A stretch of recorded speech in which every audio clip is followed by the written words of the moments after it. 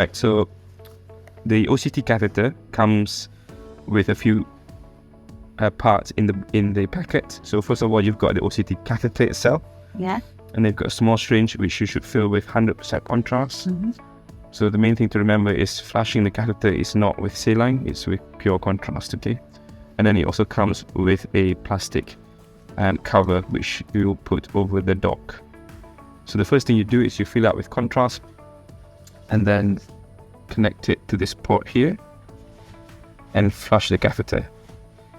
So you'll feel a bit of resistance because it's quite a small lumen, but you'll eventually see that the contrast will come out at the tip with the catheter. You will see it drops. Yeah. So just constant pressure.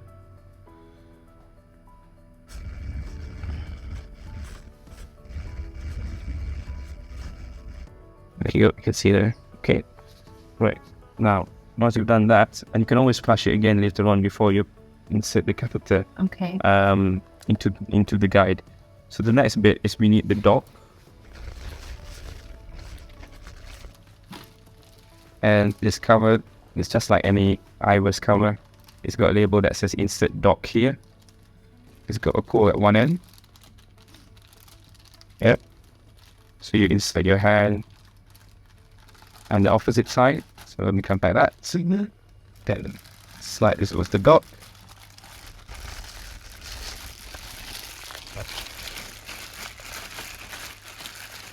And the weight. And once you've done that, you uncover the cap of the catheter and you will see that there's 4 cut out on the dot here in black. The 4 cutouts which will match with the 4 white parts on the catheter. Okay. So you line them up like this. Okay. And then turn it clockwise. And you should hear a whirring sound and a flashing yellow light. So you do that. Connected and ready to go. Okay.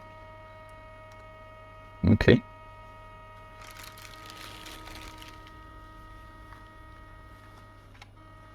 And the important thing to remember when at the end of the case, when you take the catheter off, you need to press the eject button. Okay. And then turn it counterclockwise. Yeah. Then you will see that it's connected, which you can see a red light in the casing. Yeah. At the tip of the catheter. Now the next thing to do as well is here we use a pump. So you can use a hand injection with a 20mm syringe, but sometimes you don't get a consistent clearance of blood. So some labs have an STC device where it's a power injector for their normal contrast injection, but we don't have that. So we can use a normal pump that most labs have, the same pump that you use for aortogram or LVgram. And you connect this end like you normally would. And get the radiographer, Amy, could just come forwards with the contrast. So make sure the contrast comes out of the line. Like that. And you connect up to your free port. Keep coming with the contrast. That's it. And then you open to the contrast bottle and aspirate, please. And make sure there's no bubbles. So there is a bubble here. Just keep coming.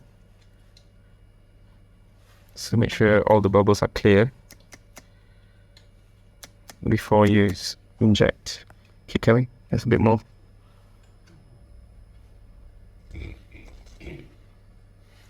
Sorry. Yeah, I think that's fine. Mm-hmm. Good. Okay, now then you are all set up and ready to go. And the setting on the pump is 4 mils per second at a total volume of 16 mils. Okay. And a pressure of 300 psi.